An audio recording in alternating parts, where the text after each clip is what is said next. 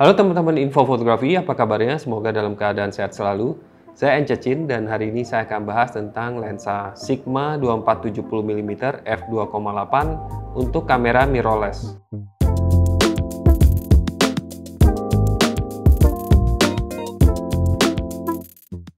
Lensa Sigma 2470mm ini tersedia dalam dua mount ya sekarang ini, yaitu Sony E-mount yang saya pasangkan dengan Sony A7 Mark III dan tentunya L-mount ya, karena Sigma ini kan termasuk dalam L-mount Alliance.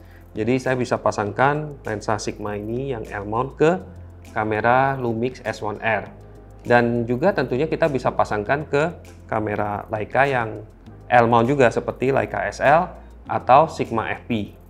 Tapi sayangnya Sigma ini tidak tersedia atau belum tersedia di mount yang lain seperti Canon EOS R atau Nikon Z. Ya mungkin kedepannya mungkin akan tersedia, tapi tentunya saya nggak tahu kapan ketersediaannya untuk kedua kamera mirrorless full frame yang lain.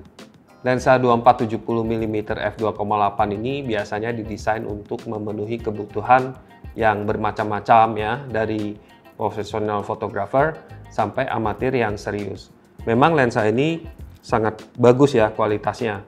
Dan saya juga ingin menginfokan bahwa lensa Sigma yang saya pegang ini itu berbeda dengan lensa Sigma 2470mm f2.8 untuk kamera DSLR. Karena lensa ini didesain dari ground up, dari nol, itu untuk memaksimalkan kualitas foto saat kita memasangnya ke kamera mirrorless.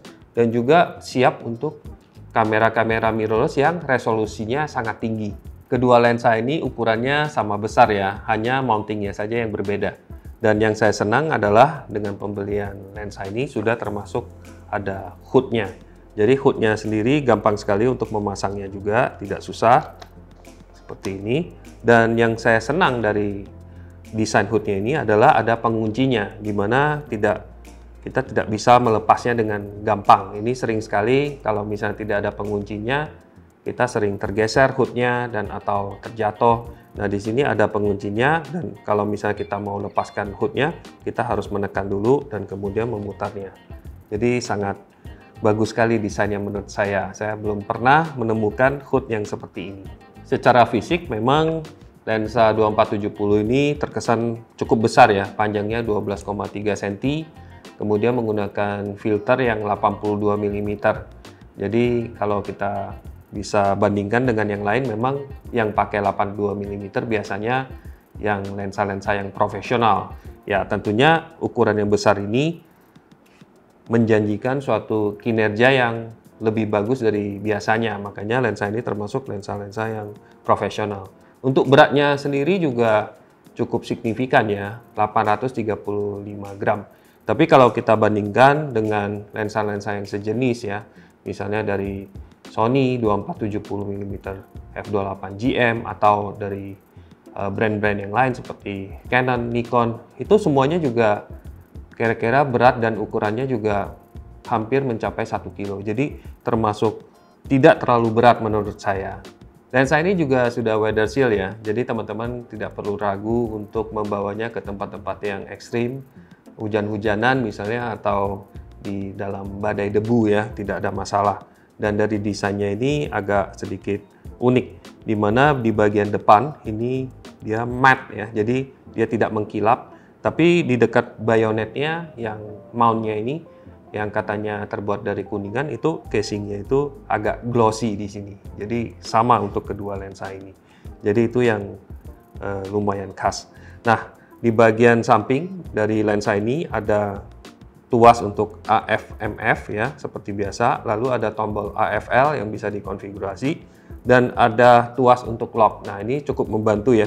Jadi kalau kita lock ini, maka waktu kita bawa atau penyimpanan di lensa ini, dia tidak akan memanjang ya, akan ke lock ke angka 24 ya di focal length-nya.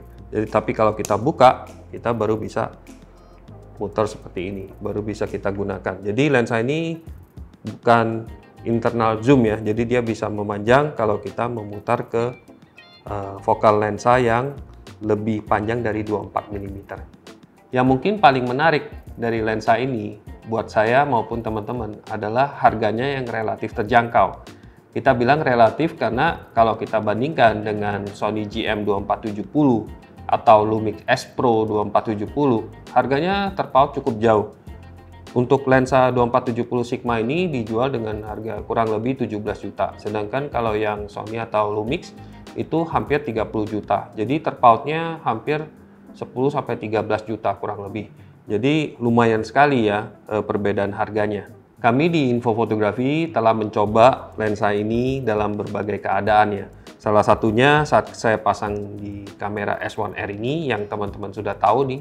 Ini kamera yang beresolusi sangat tinggi yaitu 47 megapiksel dan juga bisa menggunakan high resolution mode yang mencapai 187 megapiksel.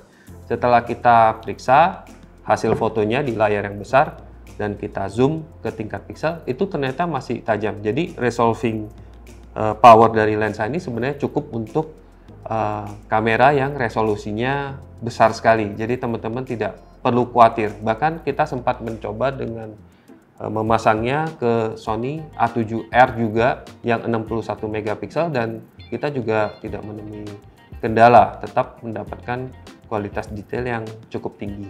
Saya juga sempat memasang lensa Sigma 2470 mm ini di Leica SL saya. Tapi sayangnya Leica SL generasi pertama ini tidak memiliki built-in stabilization. Jadi sayangnya juga lensa ini juga yang untuk mirrorless yang versi DN ini tidak memiliki OS atau optical stabilization. Jadi beda dengan yang DSLR ya, yang DSLR itu ada, jadi yang ini nggak ada. Jadi saat saya pasang di Leica SL, saya harus berhati-hati di tempat yang gelap, shutter speed saya harus cukup tinggi, jadi ISO-nya cukup naik. Tapi kalau saya foto di outdoor yang cahaya cukup, itu cukup menyenangkan, tidak ada masalah. Karena saya memiliki banyak cahaya dan saya bisa menggunakan shutter speed yang cukup tinggi seperti 1/225 atau 1/200. Dan seperti teman-teman lihat di contoh foto ini, saya menggunakannya untuk memotret model ya di sini. Dan saya biasanya menggunakan f yang paling besar ya, f2,8 untuk menguji ini.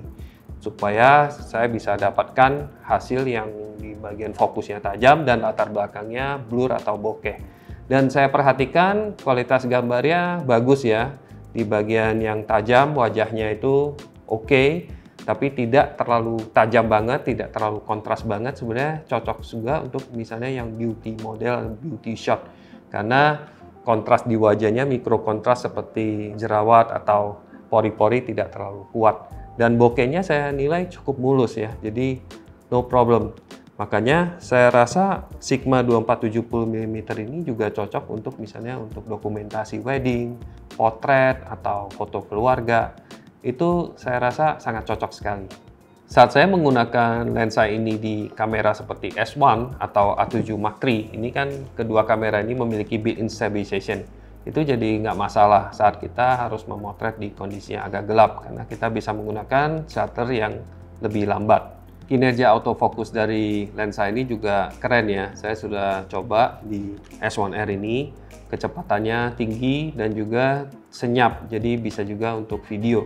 Nah, saya juga sudah coba untuk merekam video dan mengecek apakah kompatibel nggak dengan sistem autofocusnya Sony. Nah, ternyata di video itu cukup sukses ya. Jadi seperti teman-teman lihat di cuplikan video ini, saya bergerak maju mundur ke belakang dan sebagainya, dan ternyata lensa ini bisa mengikuti dan nge-tracking wajah saya. Jadi wajah saya tetap berada dalam fokus selama di video itu. Oke, kesimpulannya saya sangat merekomendasikan lensa Sigma 2470 mm f2,8 DN ini untuk teman-teman yang memiliki kamera mirrorless full frame ya tentunya untuk L mount ataupun Sony E mount. Nah, lensa ini saya anggap sebagai lensa workhorse atau kuda pekerja karena dia bisa digunakan di berbagai kondisi, mau profesional atau hobi juga bisa. Memang ada beberapa kelemahan lensa ini ya, seperti semua gear ya, ada plus minusnya. Nah, minusnya saya rasa adalah dia tidak memiliki optical stabilization dan ukuran dan bobotnya yang lumayan. Tapi bagi teman-teman yang memasang lensa ini misalnya ke kamera yang punya built-in stabilization, itu jadi nggak masalah. Nah, saran saya adalah memasang lensa ini di kamera yang memiliki resolusi yang tinggi ya, seperti S1R, Leica SL2, dan juga Sony A7R. Nah, nanti teman-teman akan mendapatkan kualitas foto yang luar biasa dengan detail yang sangat baik. Nah, mudah-mudahan info yang saya bagikan tentang lensa Sigma ini dapat membantu, dan sampai jumpa di review lensa yang berikutnya lagi. Bye-bye!